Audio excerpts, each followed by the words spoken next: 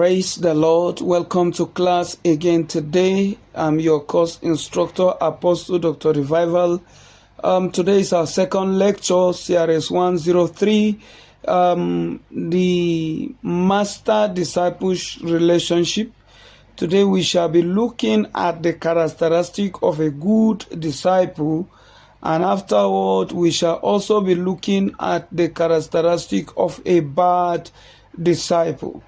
Now, talking about a good disciple, every disciple of Jesus is called to reflect his character and mission. In this lesson, we explore 20 distinct traits that mark a beautiful follower of Christ, and each of these characteristics illustrates by a biblical principle, demonstrating how ordinary believers become extraordinary disciples through surrendering heart and steadfast obedience to Christ.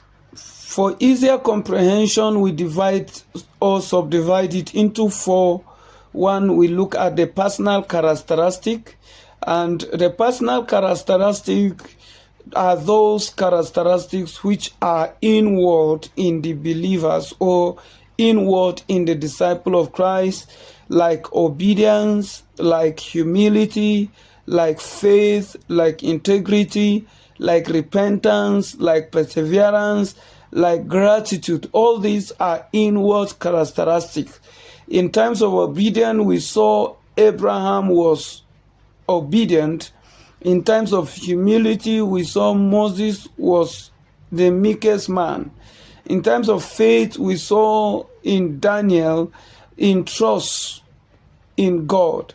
In terms of integrity, we saw Joseph, who refused Potiphar's wife and exposed his brothers to the father. In terms of perseverance, we saw Paul. Despite persecution and imprisonment, he continued preaching. In terms of gratitude, we saw Jesus was also thankful in his life at good times and also bad ones.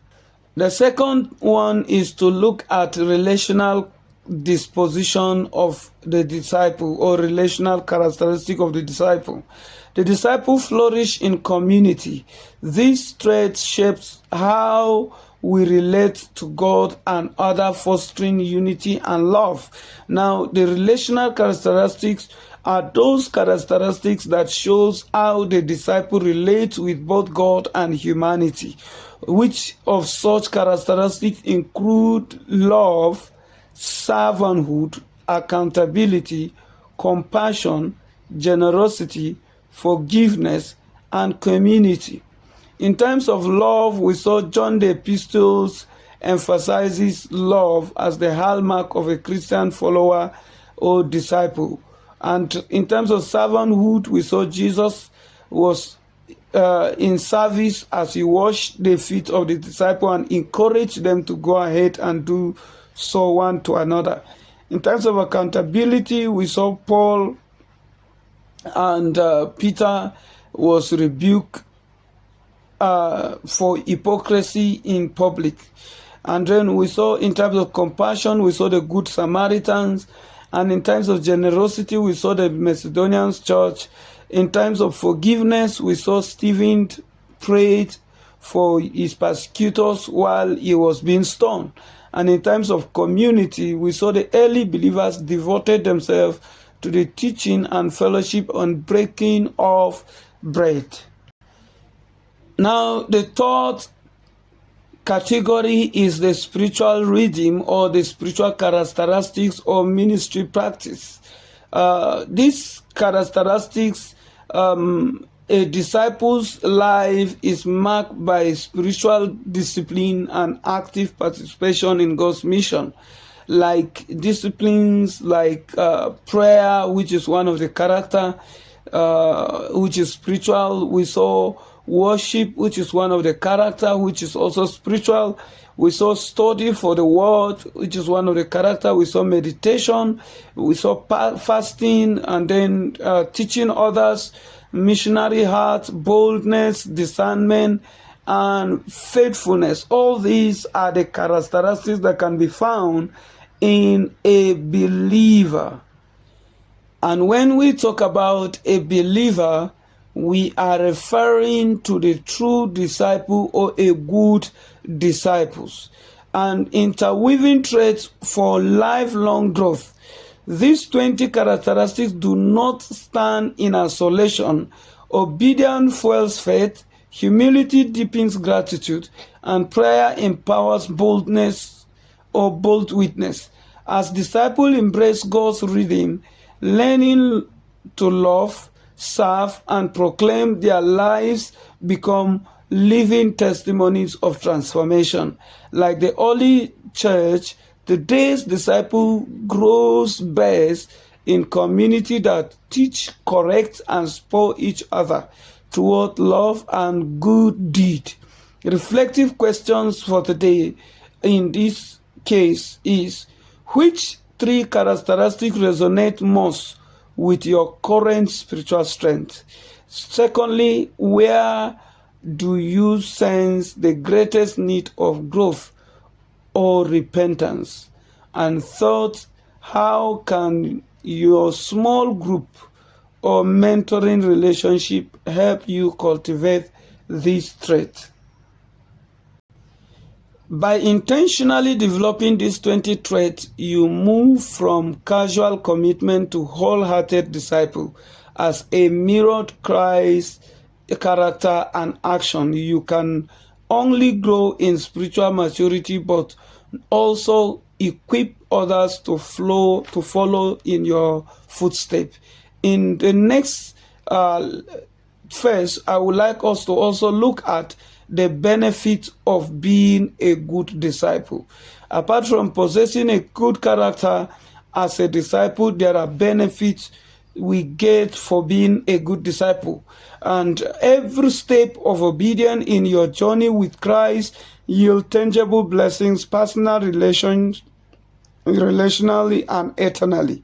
As you commit to master-disciple relationship, you will begin to experience a cascade of benefit that testify to this faithfulness. Below are the 20 fruit-bearing rewards of a genuine disciple, each illustrating a biblical example of or testimony of a transformed life. One of these benefits is intimate fellowship with the Master. A good character as a disciple grants us intimate benefit of relationship with the Master. Jesus promised to abide with us as we become good followers. And then number 2 is transformation of character. Paul testified that discipleship transforms us from one degree of glory to another degree, considering Joseph's growth from self-centered dreamer to humble leader. And then the second one is unshakable peace. Peace I live with you, said Jesus. In prison, Paul and Silas sang praises and found calm amidst the chain. The fourth one is steady joy. Disciples teaches rejoicing in all circumstances. The Philippians jailer and his household responded to the gospel with rejoicing that transformed a dark cell into a house of faith. The fifth one is spiritual discernment. Hebrew command matured believers to train by constant practice to distinguish good and evil. The sixth one is fruitful witness. Jesus said, bring forth glory to the Father. It's talking about fruitful witness. Like Lydia's heart open to Paul's message sparked a church that impacted Philippi for decades. The seventh one is clear purpose and calling. Ephesians affirm we are created for a good works. So that's one of the benefits. We have a clear purpose and empowerment by the Holy Spirit is another purpose.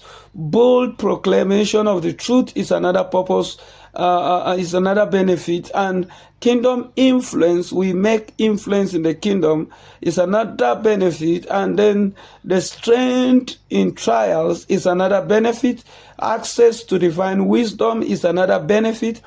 Deep community bond is another benefit. Generational multiplication is another benefit. And protection from deception is another benefit. Joyful servanthood is another benefit.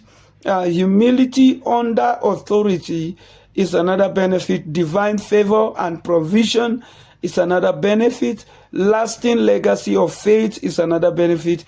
Eternal reward is another benefit. So we have a lot of benefit of being a good disciple, having a good character as a disciple of Christ. And our reflection question, looking at the benefits of being a good disciple of Christ, is number one, which three benefits resonate most with your current season of growth? And two, how have you seen God's provision in or favor in response to obedience? And lastly, in what area can you invite accountability to ensure this benefit multiply in your life? You embrace the cause of discipleship, you discover that every sacrifice yields far greater return. When you embrace the cause of discipleship, you will discover that every sacrifice yields far greater return. These 20 benefits invite you to press deeper into Christ's training room, confidence that the Master not only commands but also richly rewards those who follow him wholeheartedly. In the next chapter or in the next lesson, we shall also be looking at the cause of being a good disciple of Jesus Christ.